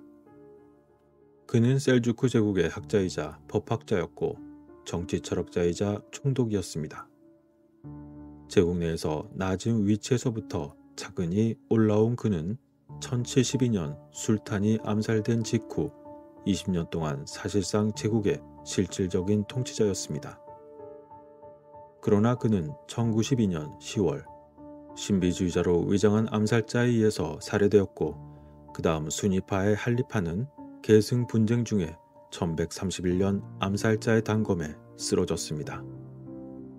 그리고 1213년 무함마드의 후손이라 주장하던 성스러운 도시 메카의 샤리프는 자신의 사촌을 암살자의 공작에 의해 잃었습니다. 게다가 그는 이 죽은 사촌의 생김새가 자신과 매우 닮았기 때문에 자신을 향한 것처럼 보이는 암살 공격에 대해서 특히 화가 나게 되었습니다. 따라서 그는 자신이 암살자의 진짜 표적이라고 확신했고 그는 모든 페르시아와 시리아의 순례자들을 인질로 잡고 있기도 했었던 것이었습니다. 과거 시아파로서 살던 많은 페르시아인들은 오랫동안 학대를 받아왔었습니다. 그것은 수세기가 넘도록 할리파를 아랍 수니파 무슬림들이 지배해 왔었기 때문이었습니다. 그러나 10세기에서 11세기에 할리파의 권력이 흔들리고 기독교의 십자군이 지중해 동부의 전초기지를 공격했을 때 시아파는 드디어 때가 왔다고 생각했습니다. 그런데 때마침 하필이면 동쪽에서 새로운 위협이 새로 개종한 투르크인의 형태로 일어나게 되었습니다. 그리고 신념이 강하고 군사적으로 강력한 수니판 셀주크 제국은 페르시아를 포함한 광활한 지역을 모두 장악해버렸습니다. 게다가 수적으로 열세였던 시아파는 공개 전투에서 그들을 물리칠 수도 없었던 것이었습니다. 그러나 결국 그들은 페르시아와 시리아에 있는 산꼭대기의 요새에서 셀주크의 지도자를 암살하고 동맹국의 공포를 불어넣을 수 있었습니다. 한편 1219년 지금의 우즈베키스탄 지역에 해당하는 중앙아시아 서부의 호라즘의 통치자는 큰 골칫거리가 생겼습니다. 그것은 바로 그의 도시에서 몽골 상인의 단체가 그만 살해당하는 일이 벌어진 것이었습니다. 징기스칸은 이러한 일을 자신에 대한 큰 모욕으로 생각했고 따라서 이에 크게 격노하여 그의 군대를 중앙아시아로 끌고 가 호라즘을 쑥테바트로 만들었습니다. 이때 암살자 집단의 지도자는 매우 신중해야만 했습니다. 자칫하면 고삐 뿔린 망아지와도 같던 당시의 징기스칸의 세력과 충돌할 수도 있었기 때문이었습니다. 따라서 그들은 신중하게 판단하여 그 당시 몽골의 충성을 맹세했습니다. 그리고 1237년까지 몽골은 중앙아시아 대부분을 정복했고 페르시아의 거의 모든 지역도 함락이 되고 말았습니다. 그렇지만 암살자들의 대략 100개 이상에 달하는 산악의 요새들은 제외되어 충돌 없이 살아남게 되었습니다. 그렇게 암살자들은 1219년에서 1250년대 사이의 몽골의 정복 과정에서도 이 지역에서 상대적으로 자유로운 손을 누렸던 것이죠. 당시에 몽골인들은 다른 곳에 초점을 맞추고 있었기 때문에 암살자들의 지역은 상대적으로 가볍게 생각하고 있었던 것이었습니다. 그렇게 큰 충돌 없이 지내고 있었는데 징기스칸의 손자는 그만 할리판의 본거지인 바그다드를 점령하여 이슬람 땅을 정복하기로 결심했던 것이었습니다. 이렇게 되자 자신의 지역에 대한 몽골의 새로운 관심을 두려워한 암살자의 지도자는 징기스칸의 손자 몽케를 죽이기 위해 암살자 팀을 보냈습니다. 그들은 몽골 칸에게 겉으로는 복종하는 척하고 자신들의 위협이 된 그를 찔러야만 했던 것이었습니다.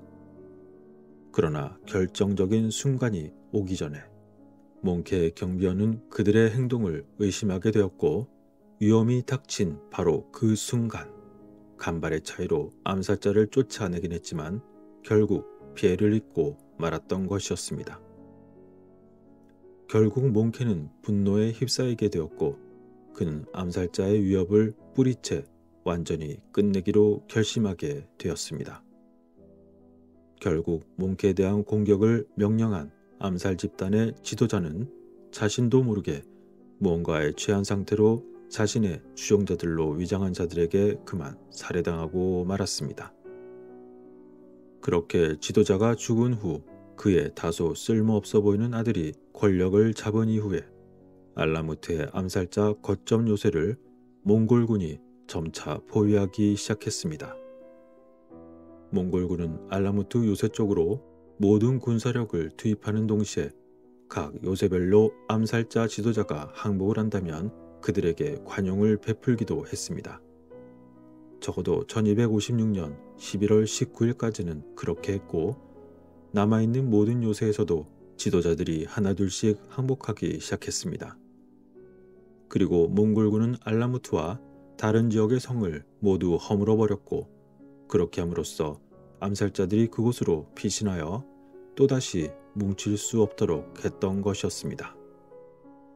일이 이렇게까지 되어버리자 그 이듬해 이전의 암살자의 지도자였던 자는 몽케칸에게 스스로 직접 복종하기 위해서 몽골의 수도로의 여행 허가를 요청하게 되었습니다. 그리고 그는 결국 허가를 받게 되었고, 고된 여정이 끝난 후에 겨우 그곳에 도착하게 되었지만 암살 집단의 지도자는 결국 몽케칸을 만날 수가 없었습니다. 그리고 그 대신에 그와 함께 따라간 그의 추종자들은 그만 주변의 산으로 끌려가 모두 죽임을 당하고 말았던 것이었습니다. 이것이 바로 암살자 집단의 최후였던 것이었습니다. 적어도 공식적으로는 말이죠. 이러한 이야기를 담고 있던 하샤시는 그들이 저지른 암살의 아이콘으로 기억되어 왔습니다. 그럼에도 불구하고 일부는 하샤신이 냉혈한 살인자라는 평판에 의문을 제기했습니다. 대낮에 하샤신에 의해서 살해된 사람들이 실제로 많이 있었지만 이를 이용해서 주요 정치적 살인의 책임을 몽땅 하샤신에게 돌리는 것이 그들에게 편리했을 것입니다. 아마도 하샤신에 의한 가장 유명한 희생자 중 하나는 12세기 말 사실상 예루살렘의 왕이었던 몬페라트의 콘라드일 것입니다. 전설에 따르면 콘라드는 기사단의 측근들과 함께 도시 안뜰을 거닐다가 살해당했습니다. 기독교 수도사로 변장한 2명의 하샤신이 안뜰 중앙으로 걸어가 콜레드를 2번이나 찔러 죽였다는 것이었습니다. 그런데 과연 실제 하샤신이 그 일을 저질렀던 것일까요?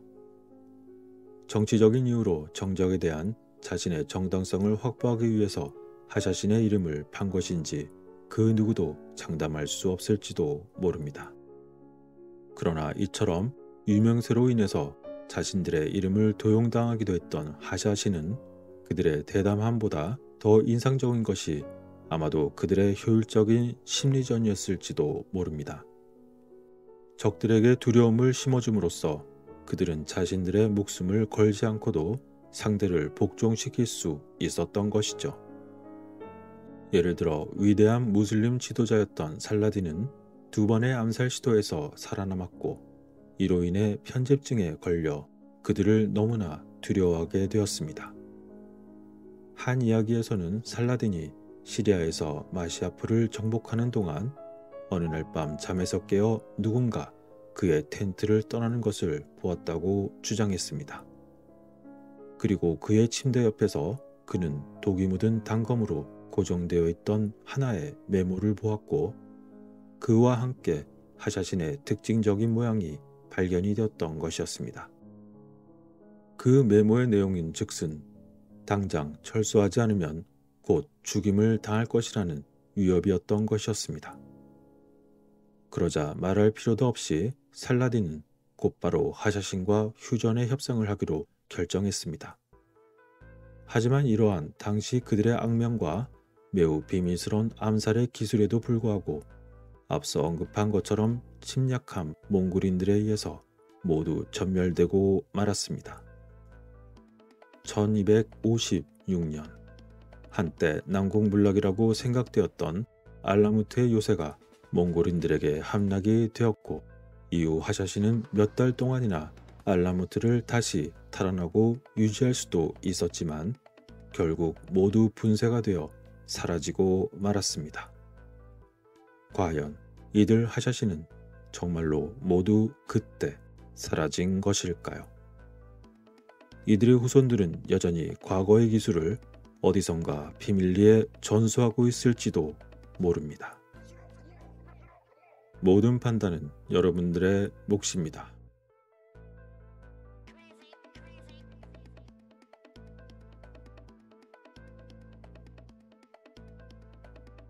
삶을 살아간다는 것, 그것은 끝없는 선택의 길에서 고민을 유발합니다. 하나를 선택하면 또 다른 도전 과제가 주어지고 그것을 달성하면 또다시 다른 도전에 마주하게 됩니다. 경우마다 모두 다르겠지만 일반적으로 본다면 사람들의 고민은 크게 다르지 않을 수도 있습니다. 어려서부터 크면 무엇이 되고 싶은가? 라는 질문에서 시작된 코올릭의 아이들의 미래에 대한 꿈에서 시작하여 학생 때는 공부와 교우관계 문제, 졸업 시엔 취업 문제, 미혼자는 연애와 결혼 문제, 그리고 취업자는 직장 내 문제, 사업가는 인력 및 비용과 수익 문제가 있을 것입니다. 그리고 그와 함께 나타나는 자녀 교육 문제, 부부관계, 인간관계, 주택 관련한 모든 경제적 비용과 기타 수많은 문제들. 그때마다 우리들은 끊임없는 선택과 도전에 직면하는 것처럼 보입니다. 요즘 부쩍 주변의 분들이 힘들어하는 모습을 많이 봅니다. 그래서 저희 채널이 책을 소개하는 채널은 아님에도 불구하고 저의 기억에 남는 내용이 담겨 있어 소개해드리고자 합니다. 제가 수년 전에 지금보다 고민이 더욱 많을 때 본 책들 중에 기억이 남는 것이 있었습니다. 제목이 용기의 기술, 결코 포기하지 않는 핀란드의 정신, 시수라는 책으로 그 내용은 바로 핀란드인에게 강하게 자리하고 있던 개념에 대한 이야기였습니다. 우리나라에서 일반적으로 이야기하는 배짱 또는 배심이나 배포 등으로 표현할 수 있는 용기를 가지게 되는 방식을 표현한 것이었습니다. 우리와 많은 부분이 비슷한 나라인 핀란드. 그들은 삶의 용기를 어떻게 얻으며 앞으로 나아가는 것일까요? 참고로 내용은 소개하는 것을 출판사의 허락을 받았으며 그 어떤 광고료도 별도로 받지 않았고 그 일부 내용만을 다루겠지만 만일 힘드신 분들이 있다면 앞으로 나아갈 용기를 얻는 계기가 되면 좋겠습니다. 그럼 시작해볼까요? 시수, 이것은 신화이다. 하지만 또한 실제이기도 하다. 시수는 산을 뛰어 올라갈 수 있는 체력이라기보다 오히려 한 발을 다른 발 앞으로 내딛게 해주는 힘이다. 이것은 한 나라의 상징이며 타고난 정신이자 직관이다. 우리 모두에게는 시수의 순간이 존재한다. 시수의 순간은 살면서 조금 일찍 혹은 조금 늦게 찾아올 수도 있고 아주 다양한 모습으로 다가올 수도 있다. 여튼 그때 우리 모두는 포기를 할 것인지 아니면 팔을 걷어붙이고 본격적으로 달려들 것인지 둘 중 하나를 선택해야만 하는 순간에 직면하게 된다. 실패, 질병, 갑작스러운 해고, 시련 등은 누구에게나 자신에게만큼은 절대 일어나지 않기를 간절히 바라는 일들이다. 하지만 살다 보면 이 같은 상황들은 언제든 예고 없이 일어나기 마련이다. 나는 그런 시간들을 시수의 순간이라고 부른다. 시수의 순간들은 처음엔 대단하거나 엄청나게 느껴지기보다는 오히려 두려움을 훨씬 더 많이 불러일으킨다. 상상조차 할 수 없었던 일이 자신에게 일어났다면 시수는 바로 그런 순간들을 위해서 필요하다. 시수 전문가인 에밀리아 라티에 따르면 시수는 우리가 자신의 한계라고 느끼는 상황에서 비로소 시작이 된다. 살아가면서 가장 힘든 일들 가운데 하나는 끝이 보이지 않는 난관과 마주하는 것이다. 이 같은 상황은 완전히 새로운 사고방식과 삶의 태도를 요구한다. 우리를 힘들게 하는 역경들이 자꾸만 쌓여가고 우리가 현재 또는 과거로부터 비롯된 곤란한 처지에서 도저히 빠져나올 가능성이 보이지 않는 상황. 시수는 바로 그 같은 순간을 위해 존재한다. 시수는 아마도 핀란드 사람들이 가장 좋아하는 단어일 것이다. 시수는 1920년대에 들어서면서 많은 사람들에게 알려지게 되었지만 사실상 아주 오래전부터 비롯되었다. 이 말을 명쾌하게 대신할 단어를 찾기는 쉽지 않다. 용기와 회복력, 투지, 끈기, 그리고 인내심을 혼합한 의미라고 할 수 있는데 이 모든 의미는 한국가의 운명뿐만 아니라 핀란드 국민 개개인의 삶에서도 온전히 적용되었던 것이다. 핀란드는 조용하고도 절제된 방식으로 자신들의 존재를 세상에 알렸다. 누구든 큰 소리치거나 떠벌리는 핀란드 사람을 찾으려고 한다면 아마 꽤나 애를 먹을 것이다. 그들은 자화자찬을 극히 예의 없고 점잖지 못한 행동으로 여기기 때문이다. 핀란드 사람들에게 당신들의 성공 비결이 무엇이냐고 물어본다면 아마도 그들은 단지 어깨를 으쓱 해보이거나 혹은 그런 것은 없다며 웅얼거릴 것이다. 그러나 그들은 그것이 시수 덕분이라고 믿고 있다. 여러분들도 곧 알게 되겠지만 핀란드 사람들은 내심 그들의 시수를 자랑스러워한다. 그렇다면 핀란드 사람들에게 행복의 의미는 무엇일까? 설문조사 결과에 따르면 평화와 고요, 질서, 자립, 기능성, 그리고 공정성 등이 높은 순위를 차지하고 있다. 이러한 핀란드인들의 이상은 오늘날처럼 안락한 생활이 보장되는 시대에도 혹독한 환경 속에서 결핍에 맞서 싸워야만 했던 지난 역사로부터 영향을 받고 있다. 그리고 이는 풍요로움이 가득한 오늘날에도 무엇 때문에 핀란드 사람들이 여전히 기본적인 편의시설조차 없는 여름용 오두막을 선호하는지, 그리고 왜 그처럼 그들의 기후에 대해서 애증을 갖고 있는지를 잘 설명해 준다. 시수는 궁극적으로 핀란드가 그들의 미래를 여러 차례에 걸쳐 다시 건설하는 과정에서 이미 그 가치를 입증해 보였다. 핀란드에서 태어나고 자란 나는 시수를 인생의 가장 주도적인 정신적 가치로 인식하고 있고 우리 모두에게 많은 것을 줄 수 있으리란 걸 믿어 의심치 않는다. 시수는 핀란드어에서 적어도 500년 이상 존재해온 개념이다. 문자 그대로의 뜻은 우리 몸속의 내장이며 이는 힘의 근원인 배에서 우리의 확고한 투지가 생겨난다는 고대의 믿음에서 비롯된 생각이다. 야심이 있다는 말을 배짱이 있다거나 배심 혹은 배포 등으로 대신 표현하는 것과도 같은 것이다. 시수는 많은 것들이다. 시수의 의미를 정확하게 정의하기는 결코 쉽지 않다. 영어에는 시수와 비교되거나 대신할 수 있는 유사한 단어가 전혀 없고 심지어 핀란드어에서도 존재하지 않는다. 시수는 의연한 결정, 대담함, 용기, 용맹, 의지력, 끈기, 회복력을 포함하는 한 무더기의 차질들을 모두 모아놓은 것을 의미하며 활동지향적인 사고방식이다. 언뜻 보기에는 자신의 능력 밖에 있는 것 같이 보이는 도전들을 기꺼이 떠맡을 때 시수는 비로소 활동을 시작한다. 역경과 주위의 반대로 포기하고 싶을 때 오직 자기 자신의 용기만이 그 같은 역경과 반대를 견뎌낼 수 있을 때 시수는 바로 그때 진정으로 필요하다. 그러나 허세는 아니다. 핀란드인들은 말수가 적고 얼굴의 표정을 잘 드러내지 않는다. 그건 아주 자유롭게 감정을 표현하는 문화 속에서 살고 있지 않기 때문이다. 이는 굳이 말을 해야 할 필요가 없다는 시수의 본질적인 특성 중 하나와도 통한다. 어떤 종류의 거들먹거림이나 자신의 용맹을 과장해서 떠벌리는 행위도 시수 안에서는 설 자리가 없다. 단지 시수를 가지고 있다고 말만 하는 것은 진정한 시수가 아니다. 그러니까 시수는 행동으로 말해야 한다. 어쩌면 당신은 자신이 가지고 있는 그 무엇인가를 단지 하나의 단어로 표현하지 못했을 뿐 자신의 시수를 이미 활용했을 가능성이 매우 높다. 분명히 짚고 넘어가자면 시수는 핀란드 사람들에 의해 병에 담기고 상표가 붙여졌을 뿐 전 세계적인 특성이다. 시수는 이제 핀란드를 벗어나 모든 사람들의 손이 닿는 곳에 존재하고 있다. 어쩌면 시수는 이미 당신 가까이에 존재하고 당신은 물론이고 주변 사람들과 친해졌을 가능성이 아주 크다.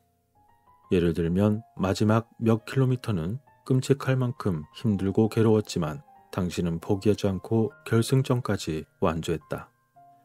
비록 결혼 생활을 지켜내는 게 멀고도 험한 길이었지만 당신은 결혼 생활을 끝내 포기하지 않기로 마음먹었다. 지륵 같은 힘든 시간 속에서도 당신은 포기하지 않고 계속 나아갈 수 있도록 도와주는 용기가 솟아나는 것을 느꼈다. 이런 예시들 말고도 시수에는 무엇이 더 있을까? 시수는 분석될 수 있고 전력적으로 사용될 수 있는 것일까? 우리의 삶을 더 낫게 만들어줄 수 있는 것일까? 더 강하게 성장하고 삶의 시수를 좀 더 활용하고 싶다는 생각이 든다면 바로 당신의 것이 될 것이다.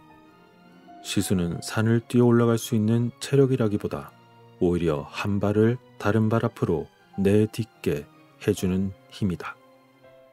겨울 전쟁, 시수가 세계적으로 유명해지다. 1939년 가을, 이웃 국가인 소비에트 연방이 핀란드를 침공했다. 시수라는 개념이 가장 실질적인 의미에서 전 세계에 널리 알려지게 된 것은 핀란드 사람들이 그야말로 도전적인 위기의 순간에 직면했던 바로 이때였다. 소련은 핀란드보다 3배나 많은 군사와 30배 많은 항공기 그리고 100배가 넘는 탱크들을 소유하고 있었다. 핀란드 사람들에게 다가온 시수의 순간은 누가 봐도 암울한 결과가 예상되었다. 하지만 이는 결국 핀란드의 황금 시대가 되었다. 핀란드인들에게는 수세적인 열쇠와 부족한 보호품 외에도 걱정해야 할 것들이 더 많이 있었다. 1939년에서 40년으로 넘어가는 겨울은 연일 섭씨 영하 43도를 기록할 만큼 이례적으로 추웠다. 게다가 군복을 입고 무기를 소지하고 있는 건 현역 군인들 뿐 소집된 상당수의 예비군들은 그들 스스로 의복을 마련해야 할 상황이었다. 그나마 핀란드 사람들에게는 몇 가지 이점이 있었다. 우선 그들은 대부분 크로스컨트리 스키에 숙련되어 있었다. 그리고 그들의 참호를 따뜻하게 유지하고 옷을 겹겹이 껴입는 것이 추위에 맞서는 최고의 방법임을 잘 알고 있었다. 그들은 아주 가벼운 흰색 위장복을 맨 바깥쪽에 입었는데 그 덕분에 하얀 눈 속에서 움직여도 거의 보이지 않았다. 핀란드는 전쟁 내내 속도전과 게릴라전을 주요 전술로 펼쳤다. 수적으로 우세한 소비에트 군대를 작은 무리로 고립시킴으로써 소규모의 병력인 자신들의 열세를 최대한 만회하기 위해서였다. 소련의 군인들은 눈 속에서 소리 없이 나타나 백발백중 총알을 명중시키는 핀란드의 유령들을 점점 더 무서워하게 되었다. 역사학자 윌리엄 트로터는 그에 져서 얼어붙은 지옥 핀란드 겨울전쟁에서 핀란드 사람들의 승리는 시수 덕분이며 굳이 충격이라고 말할 것도 없다고 극찬했다. 아울러 핀란드 군대가 소비에트 군대보다 더 많이 소유했던 것은 단 하나, 그들의 시수뿐이었다고 말하고 있다. 겨울전쟁은 시수의 수많은 비밀들을 요약해 보여준다. 이 전쟁은 시수가 세계적인 규모로 소개되었던 첫 번째 순간이었고 시수로 무장한 행동이 어떤 모습으로 나타날 수 있는가를 보여주는 실질적인 사례가 되었다. 첫 번째, 움츠러들지 마라. 커다란 도전에 직면할 경우 자신이 자꾸만 작아지는 것처럼 느껴지기가 쉽다. 그러나 이제 나의 관점을 바꾸고 단점이 오히려 장점으로 작용할 수 있는 방법들을 찾아보자. 둘째, 틀에 박힌 사고 방식에서 벗어나라. 핀란드의 전시 전략은 게릴라전을 채택하고 홈그라운드라는 이점을 극대화시키는 것이었다. 그리고 사람들은 식량 공급에서부터 집에서 만드는 지뢰에 이르기까지 모든 것에 대한 해결책을 스스로 찾아냈다. 셋째, 흔들리지 말고 꿋꿋하게 버텨라. 일단 위기에 처하면 우리는 오직 더 나쁜 일이 일어나지 않도록 하는 데에만 초점을 맞추는 경향이 있다. 그러다 보면 비참함에 빠져 쉽사리 용감해지지 못한다. 하지만 이를 악물고 단단히 버텨보라. 이러한 버티기는 그리 대단한 방법은 아닐지라도 결국 승리의 그날을 불러온다. 넷째, 포기하지 말라. 윈스턴 처칠은 우리는 절대 항복하지 않으리라 라고 선언함으로써 영국인들의 가슴속에 내재해 있던 시수를 불러일으켰다. 이것이 바로 시수의 비밀 가운데 하나이다. 극복이 불가능해 보이는 역경이 실제로 눈앞에 있더라도 결코 포기하지 말라. 시수는 용기이자 긍정적인 결단력이다. 그렇다면 21세기를 위한 시수, 오늘날에는 무엇을 용기라고 해야 할까?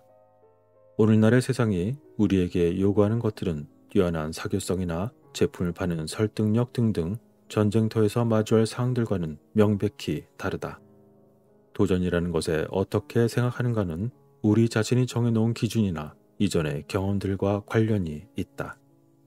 내게는 어려운 일이 어쩌면 다른 이들에게는 그리 어려운 일이 아닐 수도 있다. 그리고 그 반대의 경우도 가능하다. 중요한 면접 시험을 앞두고 지나치게 긴장하고 미리부터 걱정을 하다 결국엔 세심히 준비한 면접을 망쳐버리는 경우가 종종 생기곤 한다.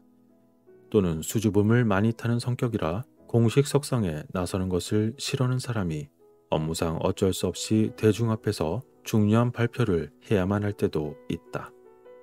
혹은 극도로 꺼려하는 무언가를 온 마음을 다 바쳐 해야만 할 때도 있을 것이다.